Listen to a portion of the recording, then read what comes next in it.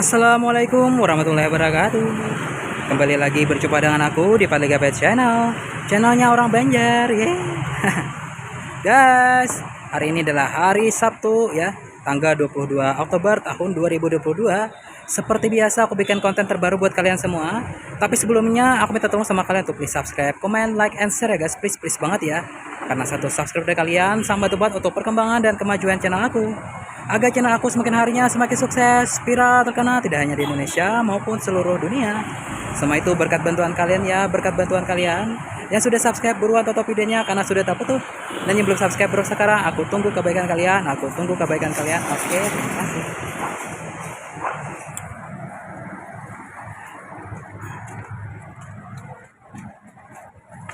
Jadi saat ini aku berada di kawasan Kota Lama Semarang ya. Tepatnya aku di depan ya tempat ibadah bersejarah ya. Ini yang sudah terkenal banget dan lama banget ya. Berdiri, dibangun pada masa kolonial Belanda. Apakah itu ya? Oke, aku akan ceritakan kepada kalian ya guys ya. Jadi ya, tepat di depan aku ini ya, di kawasan Kota Lama Semarang, Jawa Tengah, yang seluas 31 hektar, terdapat banyak banget bangunan bersejarah ya.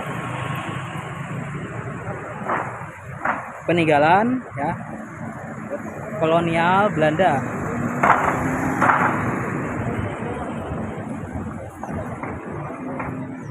Nah, salah satunya itu ya gereja ini ya guys ya.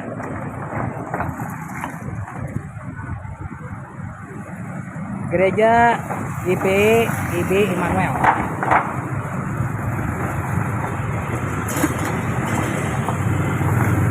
Nah, salah satu ikon adalah gereja Protestan di Indonesia bagian barat, GPIB Immanuel, yang dikenal dengan gereja Bleduk, yang terletak di Jalan Letjen Suprapto nomor 32.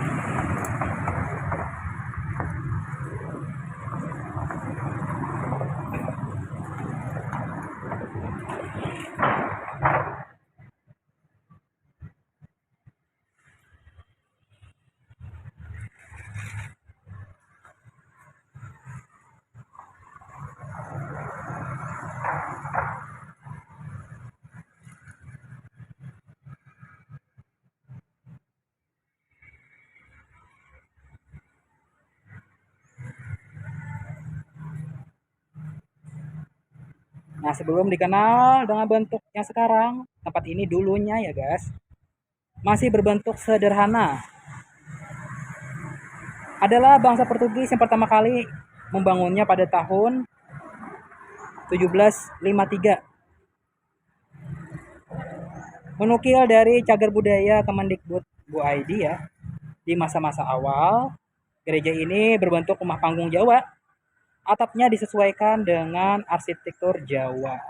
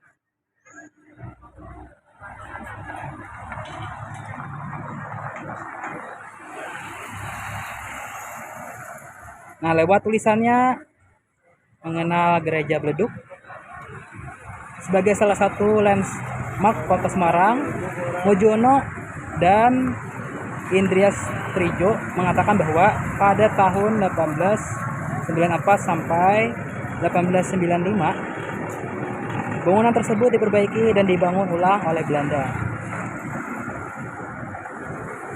Nah, pihak Belanda melakukan perubahan yang drastis dengan mendirikan 2 buah menara di gereja tersebut. Nah, prasasti itu disebut dengan HPA de Wilde dan W. Westmas adalah arsitek yang menangani perubahan bentuk bangunan.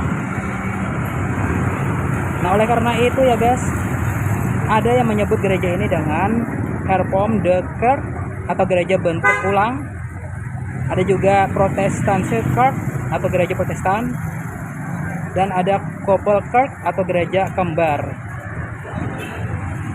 Khusus julukan yang aku sebutkan tadi ya, sebutan itu dimaksudkan sebagai 2 menara kembar yang di depan gereja dan mengapit bangunan utama.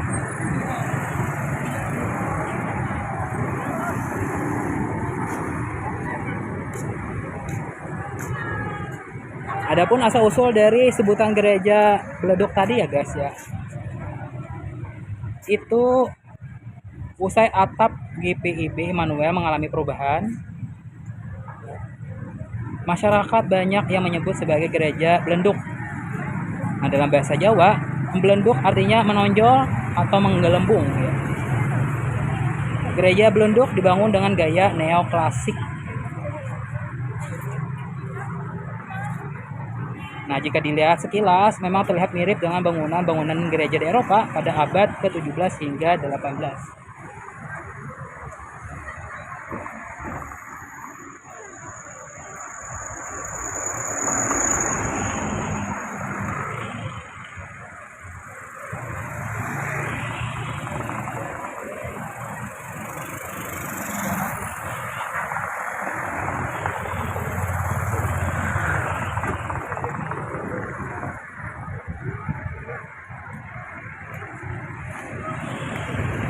Nah, gereja ini memiliki bentuk dasar segi 8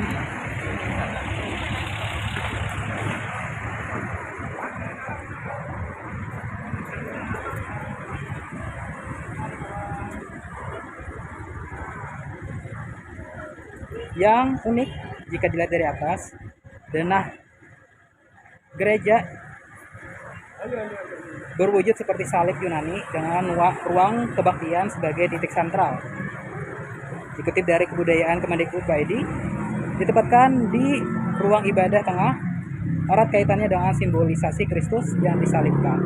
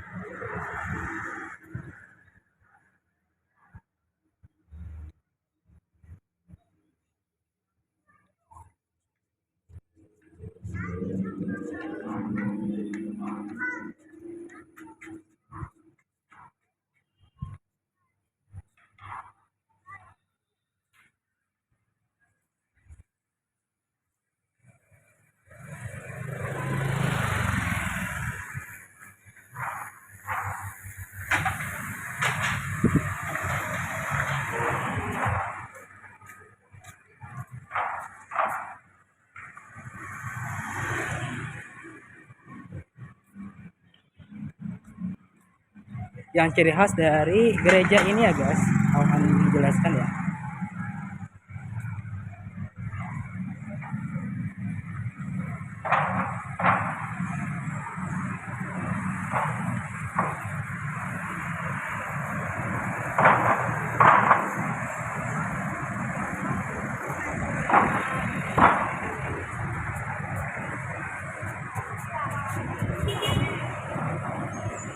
Mengutip dari Indonesia Go ID, tidak hanya bangunan saja yang unik, beberapa benda maupun ornamen di gereja Belenduk ini memiliki ciri khas ya. Salah satunya itu orgel setinggi 6 meter yang berusia lebih dari 200 tahun. Ada juga tempat duduk jemaat di gereja Belenduk ini ya, yang berbeda dari lainnya, karena tempat duduknya itu berupa kursi tunggal, berbahan kayu jati dengan sandaran punggung dan didudukan dari anyaman rotan. Nah, nuansa lawas juga bisa ditemui pada ventilasi berupa jendela-jendela langkung model Romawi kuno. Ada juga jendela berbahan kaca patri yang punya gaya gotik. Jendela tersebut tidak bisa dibuka tutup. Nah, kini GPIB Immanuel atau disebut dengan Gereja Belenduk telah ditetapkan sebagai situs cagar budaya. Nah, ini saja bisa aku sampaikan. Jangan lupa please subscribe, comment, like, and share. Terima kasih. Wassalamualaikum warahmatullahi wabarakatuh.